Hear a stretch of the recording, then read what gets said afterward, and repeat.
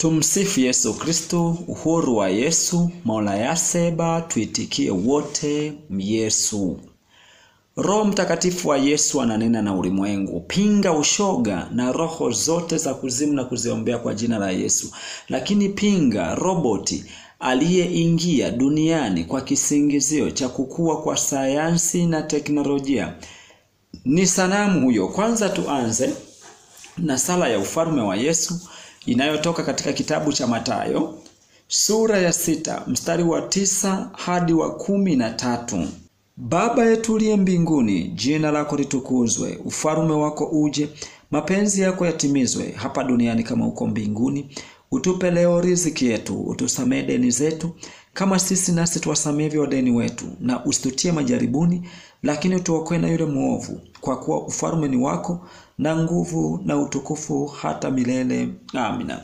Kama kujiunga na chaneli hii ya ufalme wa Yesu ni leo, ni vyema sana kufuatilia vipindi vya nyuma, utabarikiwa sana. Leo tutajifunza siri mbili za Yesu Kristo. Wakorintho wa kwanza sura ya 6. Tutaanza na siri ya kwanza, mashitaka miongoni mwa waumini. Wakorintho wa kwanza sura ya 6 mstari wa kwanza hadi wa 11. Je, mtu wa kwenu akiwa anadaiwa juu ya mwenzake azubutu kushtaki mbele ya wasio haki, wala si mbele ya watakatifu? Au hamjui ya kwamba watakatifu watahukumu ulimwengu? Na ikiwa ulimwengu utahukumiwa na ninyi, je, hamstahili kukata hukumu zilizo ndogo? Hamjui kuwa mtahukumu malaika? Basi si zaidi sana mambo ya maisha haya? Basi mkiwa na mahali panapohukumiwa mambo ya maisha haya, mwawaweka kuwa waamuzi hao waliohesabiwa kuwa si kitu katika kanisa. Nasema hayo nipate kuwatahayarisha. Je, ndivyo kwamba kwenu hakuna hata mtu mmoja mwenye hekima awezaye kukata maneno ya ndugu zake? Bali mwashtakiana ndugu kwa ndugu, tena mbele yao wasioamini. Basi imekuwa upungufu kwenu kabisa kwamba mnashtakiana ninyi kwa ninyi. Maana si afadhali kudhulumiwa? Maana si afadhali kunyang'anywa mali zenu? Bali kinyume cha hayo, ninyi wenyewe mwadhulumu watu na kuwanyang'anya mali zao, namu hata za ndugu zenu. Au hamjui ya kuwa wazalimu hawataurithi ufalme wa Mungu? Msidanganyike, waasherati hawataurithi ufalme wa Mungu, wala waabudu sanamu, wala wazinzi, wala wafilaji, wala warawiti, wala wevi, wala watamanio, wala wevi, wala watukanaji, wala wanyang'anyi. Na baadhi yenu mlikuwa watu wa namna hii, lakini mlioshwa, lakini mlitakaswa, lakini mlihesabiwa haki katika jina la Bwana Yesu Kristo na katika Roho wa Mungu wetu. Nini fundisho hapa? Mashitaka ya kweli, tunaambiwa na Paulo, yanapaswa yaamliwe na mtu mwenye haki, yani mtakatifu. Mfano, Yesu Kristo amepewa mamlaka duniani na mbinguni, na siku ya mwisho atakuja kuamua, kwa sababu Yesu Kristo aliishi maisha ya utakatifu milele, maana alikuwa ni Mungu. Jua ni kwa sababu gani? Watenda dhambi hukumu yao ni ya uonevu daima. Ndiye Ibilisi, shetani na malaika zake, jinsi aoneavyo watu katika ulimwengu, ni uonevu daima, na mawakala zake ambao wapo mpaka na wanadamu wanatumiwa na Ibilisi shetani kuonea watu watendao haki. Siri ya pili, mtukuze Mungu katika mwili na roho. Wakorintho wa kwanza sura ya 6 mstari wa 12 hadi 20. Vitu vyote ni halali kwangu, lakini si vyote vifaavyo. Vitu vyote ni halali kwangu, lakini mimi sitatiwa chini ya uwezo wa kitu chochote.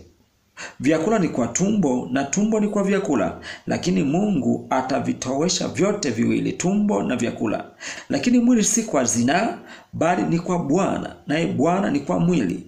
Naye Mungu alimfufua Bwana, na tena atatufufua sisi kwa uwezo wake. Je, hamjui ya kuwa miili yenu ni viungo vya Kristo? Basi nivitwae viungo vya Kristo na kuvifanya viungo vya kahaba? Hasha! Au hamjui ya kuwa yeye aliyeungwa na kahaba ni mwili mmoja naye? Maana asema, wale wawili watakuwa mwili mmoja.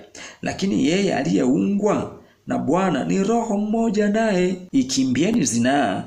Kila dhambi aitendaye mwanadamu ni nje ya mwili wake, ila yeye afanyaye zinaa hutenda dhambi juu ya mwili wake mwenyewe.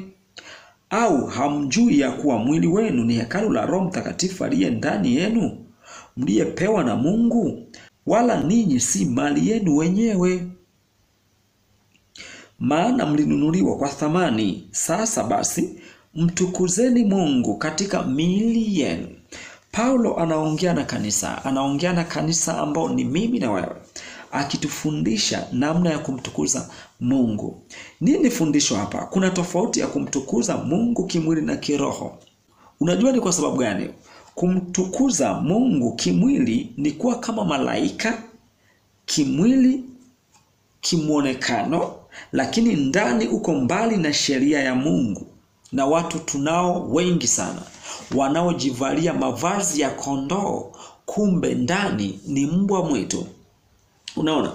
Lakini kumtumikia Mungu kiroho ni kuwa karibu sana na Mungu kiroho, lakini kimwili matendo mabaya. Unapokuwa unamtumikia Mungu kiroho, unakuwa unatamani wokovu, lakini bado mwili unakupeleka dhambini.